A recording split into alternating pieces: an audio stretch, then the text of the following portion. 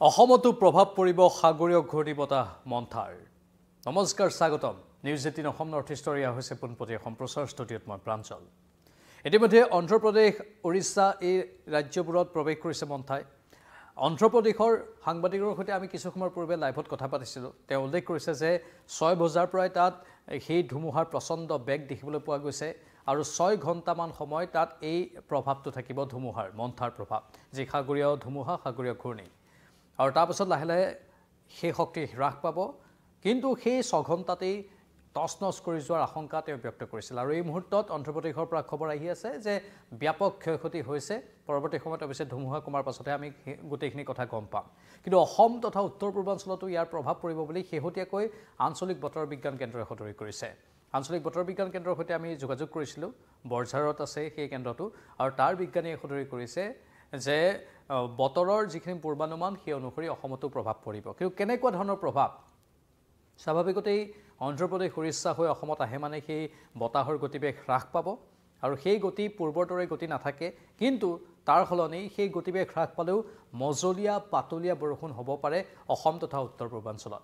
আৰু এনেও লাহে লাহে শীত নামিবলৈ ধৰিছে, আৰু মজলীয়া বা পাতলীয়া বৰষুণৰ পাছত শীত অধিক নমাৰ সম্ভাৱনা আছে। আমালৈ যিটো ৰিপৰ্ট আহিছে সেই ৰিপৰ্টটো এনেকুৱা ধৰণৰ, আমি এবাৰ কৈ দিব বিচাৰিছোঁ। অসম তথা উত্তৰ পূবত পৰিব সাগৰীয় ঘূৰ্ণী মন্থাৰ প্ৰভাৱ। সাগৰীয় ঘূৰ্ণী মন্থাৰ ফলত অসমৰ লগতে উত্তৰ পূবত আহিব বৰষুণ।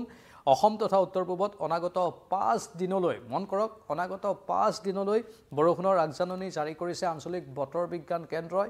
আজিৰে পৰা অনাগত 5 দিনলৈ কিছু কিছু ঠাইত মজলীয়া আৰু পাতলীয়া বৰষুণ হোৱাৰ সম্ভাৱনা আছে, কিন্তু ইয়াৰ পূৰ্ণ প্ৰভাৱ 30 অক্টোবৰতহে দেখিবলৈ পোৱা যাব। 30 অক্টোবৰত অসম তথা উত্তৰ পূবৰ ঠাই বিশেষে বিজুলী ঢেৰেকণীৰ লগতে প্ৰবল বৃষ্টিপাতৰ সতৰ্কবাণী জাৰি কৰিছে আঞ্চলিক বতৰ বিজ্ঞান কেন্দ্ৰই।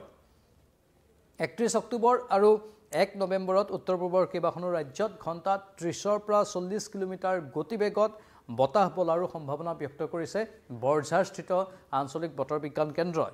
এইপিনে অনাগত 5 দিনলৈ গুৱাহাটীৰ আকাশ মেঘাচ্ছন্ন হৈ থকাৰ লগতে পাতলীয়া বৰষুণৰ সম্ভাৱনা ব্যক্ত কৰিছে আঞ্চলিক বতৰ বিজ্ঞান কেন্দ্ৰই।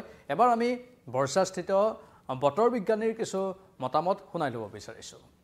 The severe cyclonic storm Montha over the west central Bay of Bengal moved north-northwestwards with a speed of 12 kilometers per hour during past 6 hours and lay centered at 11:30 hours IST of today, the 28th October 2025.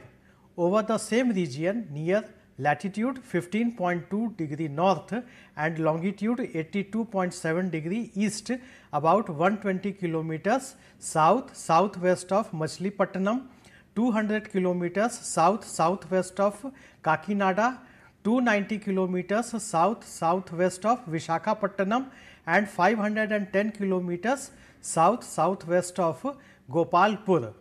It will continue to move north-northwestwards and cross Andhra Pradesh coast between Machilipatnam and Kalingapatnam around Kakinada during evening night of today, the 28th October 2025.